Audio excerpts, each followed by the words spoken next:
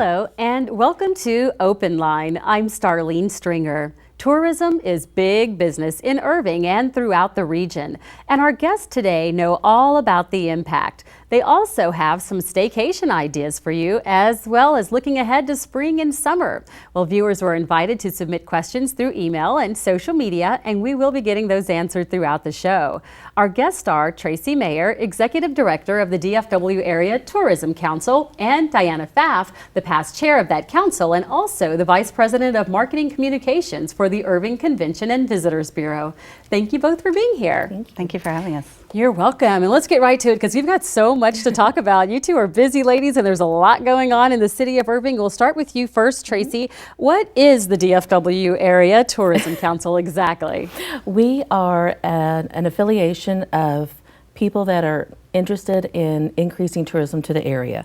We have city partners, we have attraction partners, hotel partners, transportation entities, support services to the industry, and all of us are working together to build tourism to the area to increase revenue for everyone. Awesome. And so you mentioned that you work with different organizations and groups, including the city. So Yes. Diana, what exactly is the city's role in the council?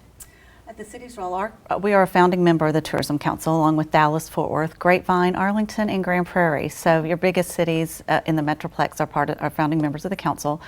We have grown to being, how many, 32 counties now? Yeah, 32 counties Wow. in the North Texas area. Our role is, Irving is not really, you don't think of Irving as being a tourist mecca, but we actually are for the business traveler. We have 3 million visitors annually a year. So that's a lot of people. We market towards that demographic, towards the business travel. A lot of our marketing dollars and our efforts go towards business travel.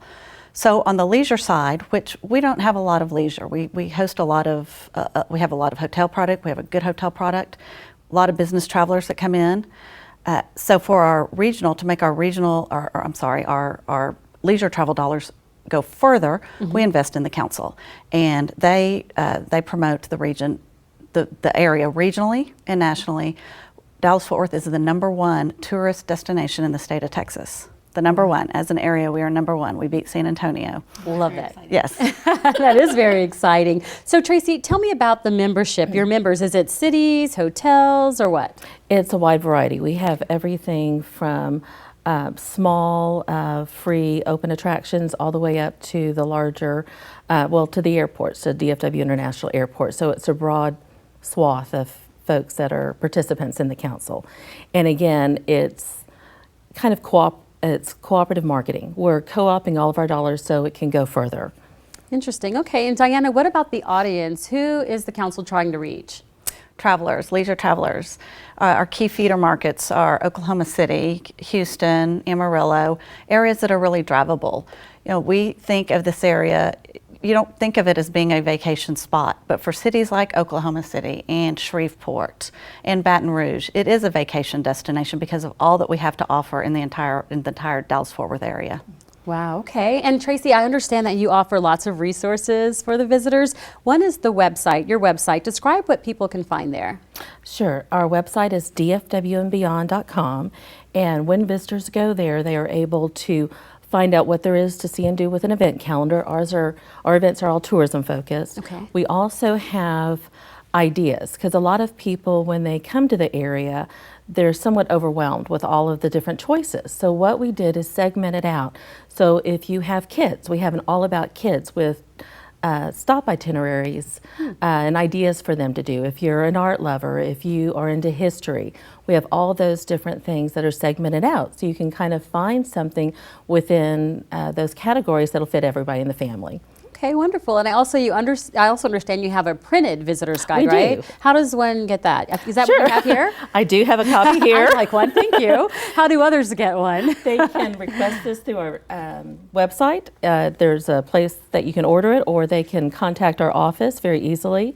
And these are free. They are also available at the Irving Convention and Visitors Bureau. Okay. The Mustangs at Las Colinas, Mary Higby, who's a great local resource for all things tourism. She is a delightful lady. She has them at the museum. Nice. And so these are available at visitor centers, and we would love to provide those. Wonderful. Irving Art Center. Irving Art Center, yes. Ah, good, good. And we also have the website up on the screen again. And tell us the website if they want to go there. It is dfwandbeyond.com. Awesome. And Diana, this is really a huge time of the year for the city of Irving. A lot of events are coming up, I know that, and that includes the Byron Nelson Championship. Tell us about the impact of that event in particular. The impact is huge. It's our biggest event. It's our signature event right now in Irving.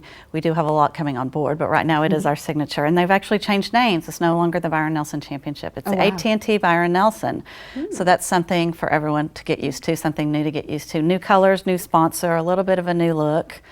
It brings in people from all over the area, obviously, and the national golf world. We get national media that come in, and it's really a great time for our city to shine, and we do shine, and we have shined for almost 30 years now.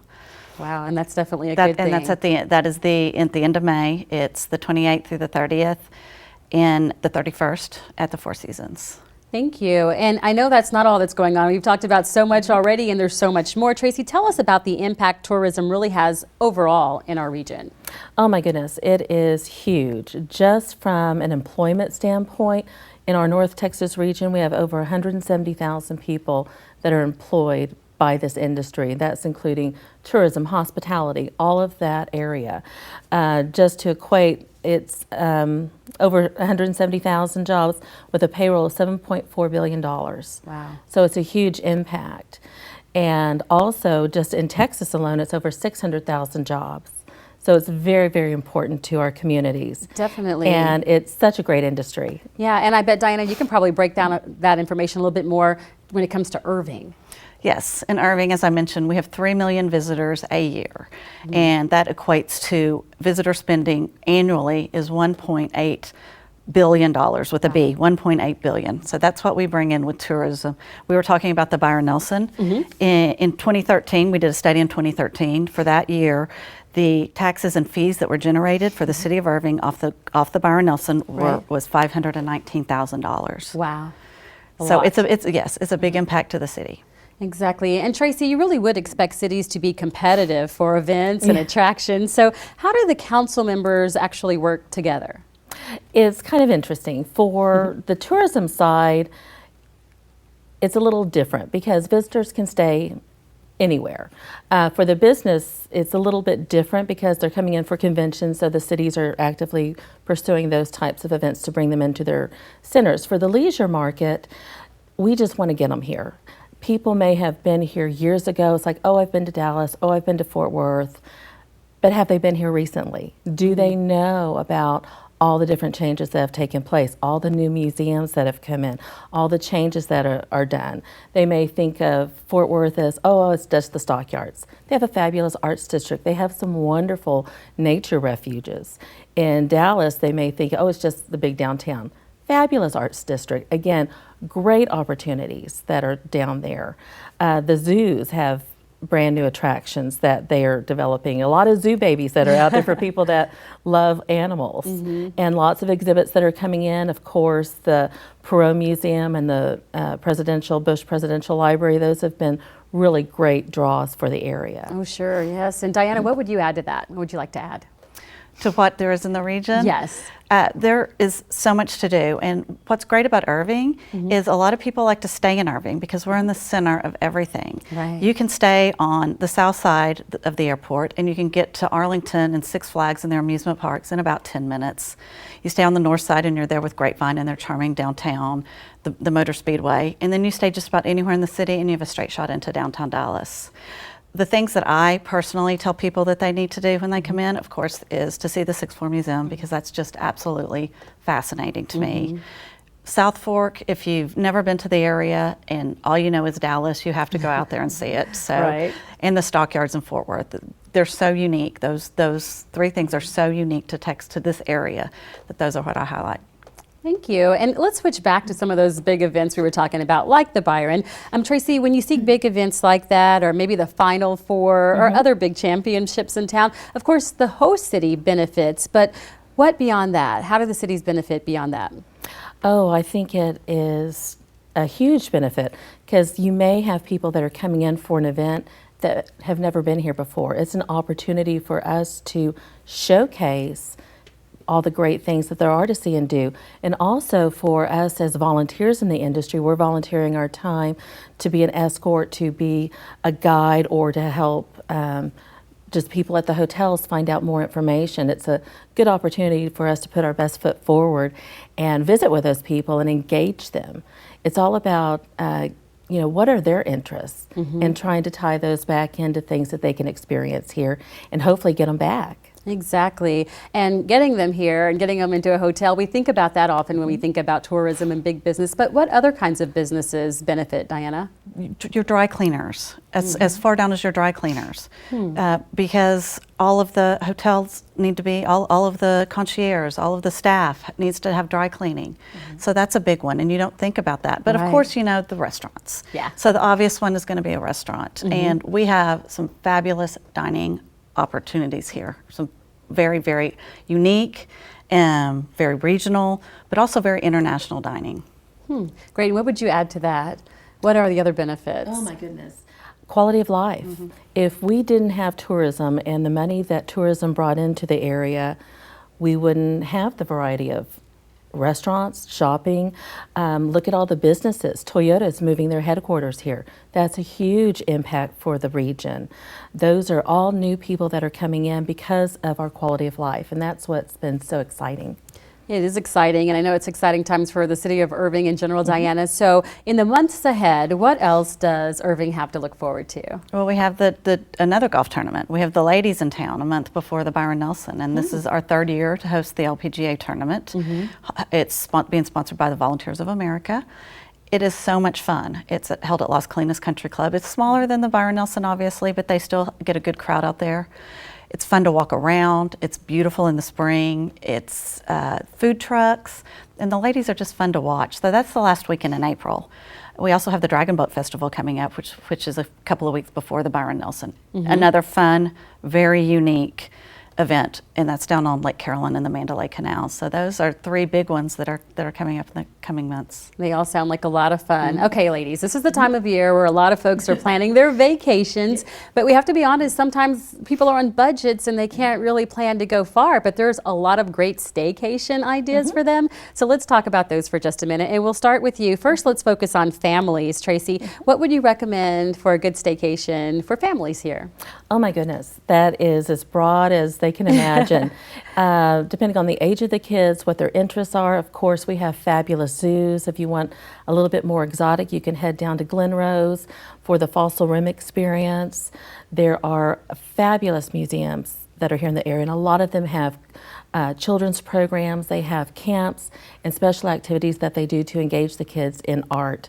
There's sports. There's just outdoor experiences. There's just so much. And if people are on a budget, we also have a Scent Saver tour, which are all the free things. If you are looking at the Bureau of Printing and Engraving, this week is, of course, spring break for our area, and they have bring in a lot of artisans that showcase how they put together destroyed money.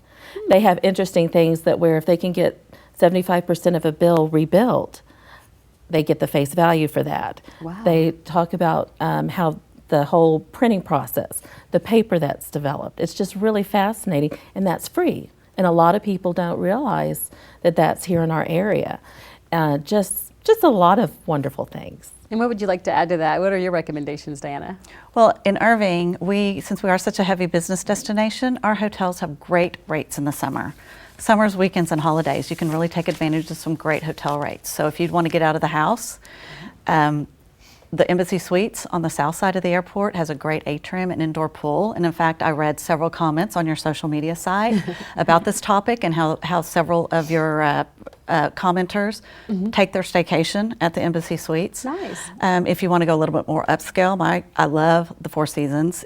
You can step in there and feel like you are a world away. 5 pools, 2 golf courses, a spa. A great spa. A great spa. You don't have to leave the property. But all of our hotels really offer great rates in the summer, really starting July and August, because that's their low season. So you can take advantages from really good rates to get out of the house. Wow, we got some good inside tips. Thank you, ladies. So that was our focus on families, but let's talk about couples now, because a lot of couples like to do fun things and get away too. So Tracy, what do you recommend? for a lot of couples, what we see is coming in for that unique experience where they're coming into a restaurant, they're spending a quick weekend, they're taking in the arts, the exhibits, just taking in the downtown areas. Both of our several of the downtowns have vibrant nightlife. And again, it's changed since people have been here years ago. It's like, well, you know, the streets just roll up. That's not true anymore. So there's just exciting things. A lot of them are into sports. It's a great trails program that are through the area. I know Campion Trails is a great place. A lot of them are athletically oriented, and they're out there just wanting to experience nature.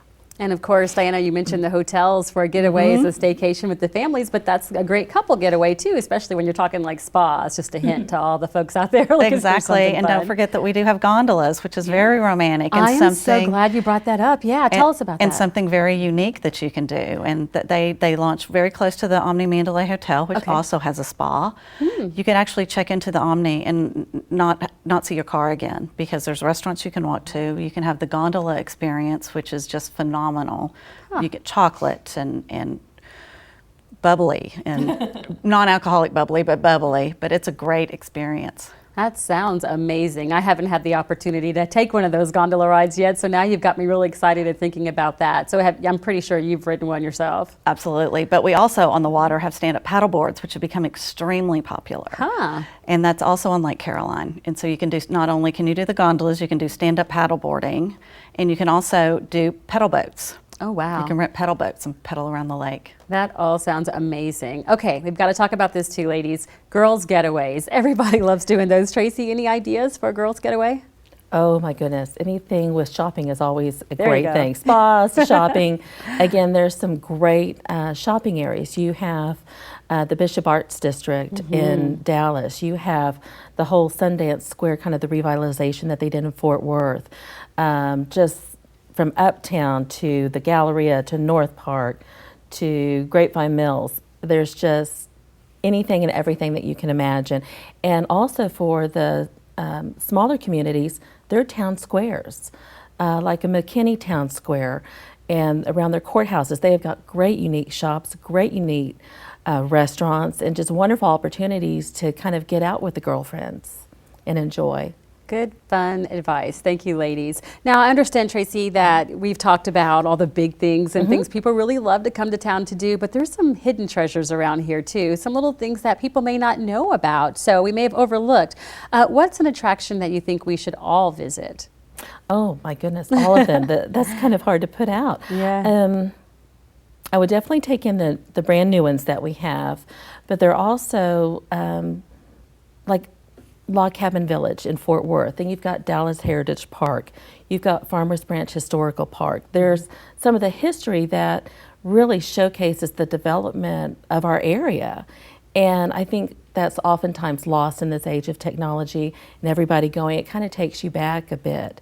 And those are very exciting things to kind of go and see the artisans at work, how they used to live. And those are good opportunities I think a lot of people overlook. And that's good advice. And Diana, what would you like to add to that? Are there any little hot spots that you know about that we need to know about Absolutely, too? right here in our city, and we talk about it all the time. It's very hidden, and it's so unique, and that's the National Scouting Museum, which is right across the street from the headquarters of the Boy Scouts of America, which is also located in Irving. But it's on Walnut Hill. It's on a quiet little street. Once you get in there, it's huge. It has a Norman Rockwell gallery. It has the largest collection of his scouting-related original artwork. It's wonderful and interesting, and that they rotate that artwork out, and it's just fascinating every time you go in there. Then the museum itself is very interactive. So they have things that Boy Scouts would do, a rifle range, a shooting range. So everything you're doing is really, it takes you through the history of scouting, but you're also doing things throughout what Boy Scouts do to get their badges, and it's fun. You have fishing, and it's a great museum. The Pinewood Derby. The Pinewood Derby. Racing. Very interesting. Yes. Very interactive. Okay, I have to check that out Yes. too. Okay, so let's talk about the JFK assassination a bit, Diana, because you mentioned the sixth floor museum at the beginning of the show, but a lot of people think of Dallas when they think of the JFK assassination, of course, but there's also something they can see right here in Irving connected to it as well, right? Absolutely. The Ruth Paine Museum, which opened last year just before the 50th anniversary of the assassination. That's located here in South Irving. Ruth Paine was a lady who was housing Marina Oswald, the wife of Lee Harvey Oswald. He wasn't staying there at the time. He was staying at a boarding house in Dallas. But the night before the assassination, he came back to get his rifle, which was at Ruth's home. And the city of Irving has turned it into a museum, and it's equally fascinating. It's so tastefully done for a topic that's not one that is a pleasant topic. Right. They have done a great job of recreating the house as it was on November 21st, 1963. And you walk in and you feel like you've just walking back in time. Wow. And they have artifacts around the house. They show where the rifle was kept. It's very, very interesting. Tours are offered Tuesday through Saturdays. Wonderful. Another must-see thing Yes. for folks coming into town, especially to check out the JFK stuff in Dallas. They need to come to Irving too. Yes. Good advice. Okay, so let me ask you this. Moving on, I want to talk about this. Tracy, there is a certain time of year when most people are likely to find a hotel and attraction and bargains all around. Can you tell us when that is? Well, it depends for different cities. Okay. And also convention months, so it varies. For summertime for Irving, it's a wonderful opportunity, and for a lot of the properties, because that's their business travel is down some, and it's just a good opportunity for family travel. The holidays are also a good time. Some of those rates drop at midweek instead of on the weekend, so you may want to find something midweek versus weekends. I see. Thank you for that advice. All right, so I want to ask you about this too. I understand, I'm reading this question here because we get some from our viewers sometimes, and I know last year the DFW Area Tourism Council celebrated a big anniversary. Can you tell us a little bit about the history? Oh my goodness. It is over 35 years old, and Diana had the occasion to celebrate that with us as chair. And what it was is it came together with the 6 founding cities, and basically they pulled their monies together to market, mostly internationally, because at that time it was so cost prohibitive for any city to go and promote overseas to even get the word out about the destination. And as the markets have changed, as the business demographics have changed, it's kind of come back a little bit more regional, because probably a little between 65 to 70% of our visitors that come to the area are from within a 600-mile radius and in.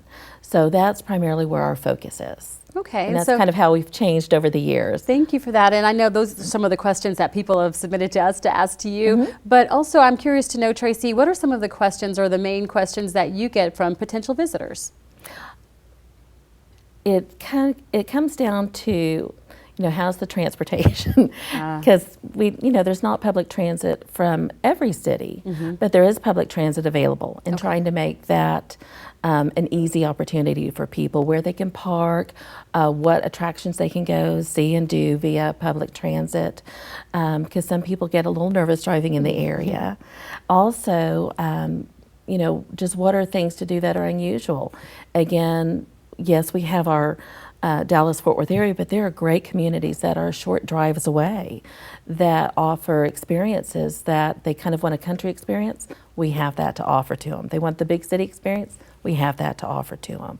So it's just finding out a little bit more about what their interests are and helping to guide them in those ways. Interesting. And Diana, what about you? What kind of questions do you get from potential visitors?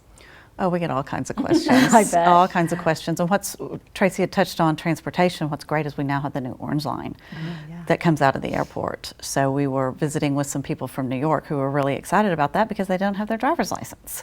So it's easy to get, you don't need to now. You can literally leave the airport on mass transit, get to Irving, get to the Los Colinas area, get to downtown Dallas. It's made it extremely easy. And for both of you, I'm going to ask this question, and I'll start with you, Diana. Okay. What would you say is our biggest selling point for the region? Location. It's the biggest selling point for Irving, and I think it's a big selling point for the region as well. We have 2 major airlines here. We have American Airlines and Southwest, both headquartered here. 2 separate airports in 2 different locations, but the same area. We have 2 completely different experiences. I mean, Dallas and Fort Worth are worlds apart, but it's only 60 miles, but it's worlds apart. We have an airport in the center of the country. We're located in the center of the country, so it's easy to get here. I think I would say location is our biggest. I see you nodding your head. You agree that would be the biggest I selling do. point? That and the diversity of what we have. It's just anything and everything. And also, I think the value for the value of the dollar that goes very far here. They can come and have a great world-class weekend and have them not cost an arm and a leg for them. So it's, I would say, diversity and the value. Well, thank you. And you all have given us some wonderful tips to Great. take a great staycation, a vacation for those coming to visit, and a lot of folks going, hey, Dallas-Fort Worth and Irving in particular really have it going on. So thank you, ladies, for the information. You're welcome. And thank you for watching. I'm Starlene Stringer. Please be sure to join us on Thursday, April 9th at 1:30 p.m. for our Open Line election special. We're inviting all the candidates in May's City Council election to participate. We'll see you then.